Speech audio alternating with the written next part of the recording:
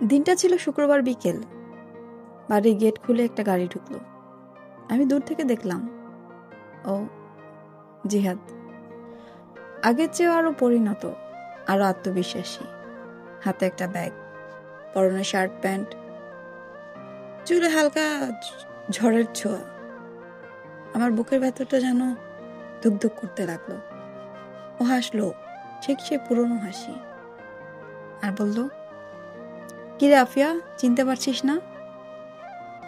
আমি জোর করে হেসে বললাম, না চেনার কিছু আছে নাকি ভাইয়া? ওর মুখে 1 সেকেন্ডের জন্য থেমে যাওয়া হাসি আমি স্পষ্ট দেখেছিলাম। তারপর সে বলল, তুই এখনো সেই পুরনো আফিয়া। কিন্তু জানতাম আমি আগের মতো নেই। আমার মন এখন ওরই কাছে বন্দি। সেদিন রাতে সবাই খেতে বসেছিল, সে পাশে বসেছিল আমার। চাচা বললেন, দেখেছিস আফিয়া, আমাদের জিহাদ এখন কত ভালো জায়গায় চাকরি করছে। আমি হাসলাম, কিন্তু মনে হচ্ছিল সবাই যেন ওর সাফল্যের কথা বলছে। আর আমি শুনছি এ ছেলেটা তৈরি হয়ে উঠছে ধীরে ধীরে। খাওয়া শেষে সবাই যখন ঘরে গেল, আমি বারান্দায় দাঁড়িয়েছিলাম। জিহাদ এলো পাশে, বলল, তুই এখনো রাত জেগে আকাশ দেখিস? আমি বললাম, তুমি এখন আমার সাথে এসব নিয়ে কথা বলো? সে হেসে বলল, কিছু বদলায় না রে, শুধু সময়টা বদলায়। আমি তাকে বললাম, তুমি কি কখনো ভেবেছিলে এই সম্পর্কের নামটা বদলাতে পারবে? ও গভীরভাবে আমার চোখের দিকে তাকালো, তারপর বলল, তুই কি কখনো তা চাইছিস আফিয়া? আমি কিছু বলিনি, শুধু চোখে জল এসে গেল। পরদিন সকালে মা বললেন, জিহাদের মা গতকাল রাতে কথা বলেছে, ওরা চায় তোমাদের বিয়ে হোক। আমি হতবাক হয়ে গিয়েছিলাম, সবকিছু যেন স্বপ্নের মতো লাগছিল।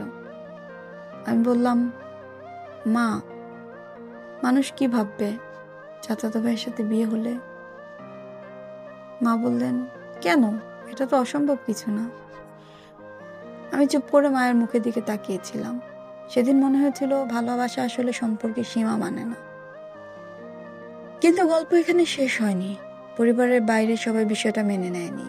আত্মীয়রা ফিসফিস করত, চাচাতো ভাইয়ের সাথে বিয়ে, ওদের কি কখনো সম্পর্ক ছিল নাকি ওদের ছোটবেলা থেকেই? আমার মন ভেঙে যাচ্ছিল।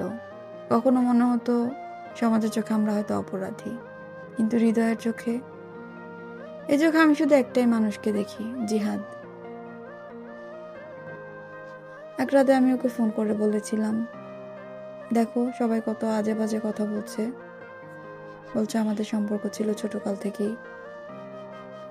ও বলল, শোনো, আমি তোমাকে হারানোর কথা ভাবতেও পারি না। এটা হবে বিয়েটা, এটা কোনো চিন্তার বিষয় না।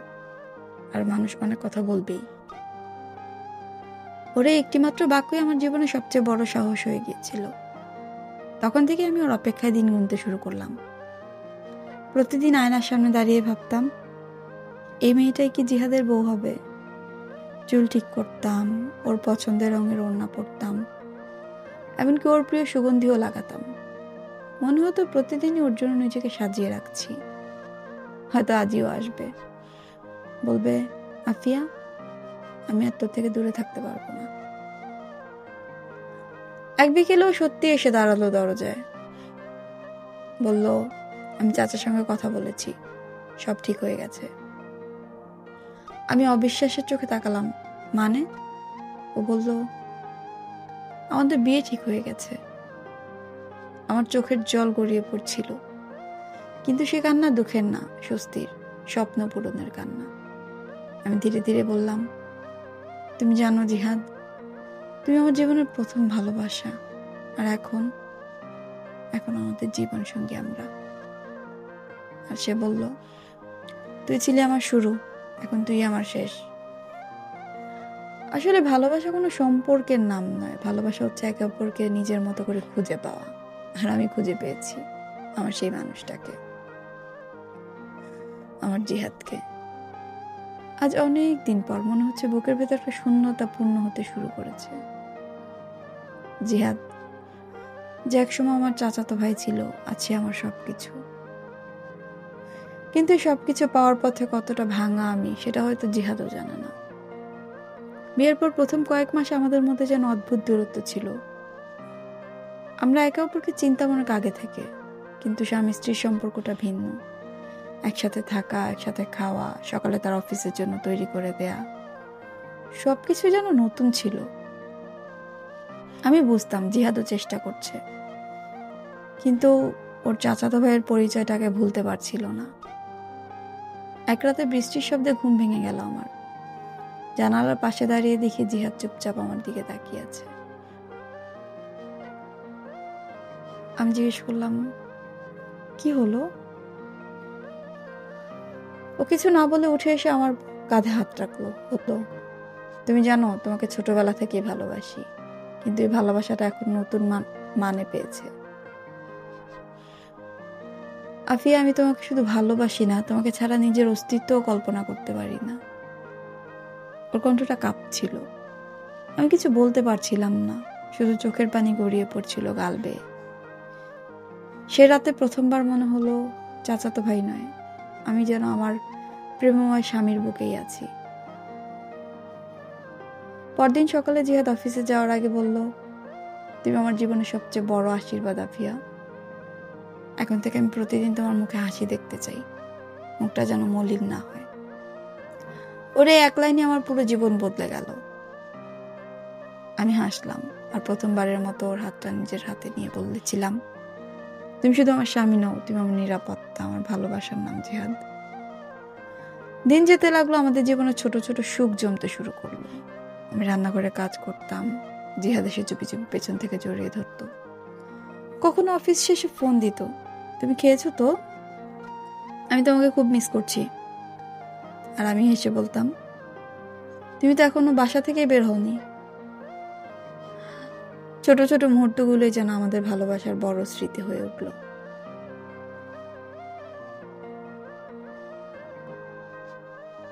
একদিন জিহাদ বলল, চলো তোমাকে এক জায়গায় নিয়ে যাই। আমি বললাম, কোথায়? বললো, যেখানে তোমার সাথে আমি প্রথম প্রেমে পড়েছিলাম। আমি অবাক হয়ে বললাম, মানে? বললো, চলো দেখাই তোমাকে। তারপর সে আমাকে স্কুলের পেছনে মাঠে নিয়ে গেল। বললো, হ্যাঁ, যেখানে প্রথম তোমাকে কাদায় পড়ে যেতে দেখেছিলাম আর আমি হাত বাড়িয়ে তুলেছিলাম। সেই জায়গায় দাঁড়িয়েও হঠাৎ হাঁটু গেড়ে বসলো, হাতে একটা ছোট্ট আংটি নিয়ে বলল, এবার আর বড় ভাইয়ের মতো নয়, স্বামী হিসেবে আবারও প্রস্তাব দিচ্ছি। তুমি কি সারা জীবন আমার সাথে থাকবে? ওরে পাগলামি দেখে আমি হেসে ফেলেছিলাম, হাসতে হাসতে কেঁদে ফেলেছিলাম। এত সুখ কোথায় রাখবো আমি? বললাম, তুমি যদি জিহাদ হও, তবে আমার জীবনটাও তোমার জন্য রাখবো। ও উঠে এসে আমার হাতটা ধরলো আর কানে কানে বলল, হ্যাঁ, চাচাতো ভাই থেকে স্বামী হওয়ার রাস্তাটা সহজ ছিল না, কিন্তু তোমাকে পেয়ে জীবনটা সম্পূর্ণ হয়ে গেল। আজ 3 বছর হলো আমাদের বিয়ের। প্রতিদিন সকালে যখন জিহাদ আমার পাশে ঘুমায়, আমি মনে করি ভালোবাসা কখনো দূরত্বে মরে না। যদি সেটা সত্যি হয়, চাচাতো ভাই থেকে শুরু হওয়া সম্পর্ক একদিন হতে পারে জীবনের সবচেয়ে সুন্দর আশ্রয়। আমি প্রতিদিন জিহাদকে দেখি আর মনে মনে বলি, তুমি শুধু আমার ভালোবাসা নাও, আমার ঘর, আমার প্রার্থনা, আমার শেষ ঠিকানা। আমাদের চ্যানেলের গল্পগুলো আপনাদের ভালো লাগলে অবশ্যই লাইক, কমেন্টস এবং আপনার বন্ধুদের সাথে শেয়ার করে দেবেন। আর অবশ্যই সাবস্ক্রাইব করতে ভুলবেন না। ধন্যবাদ।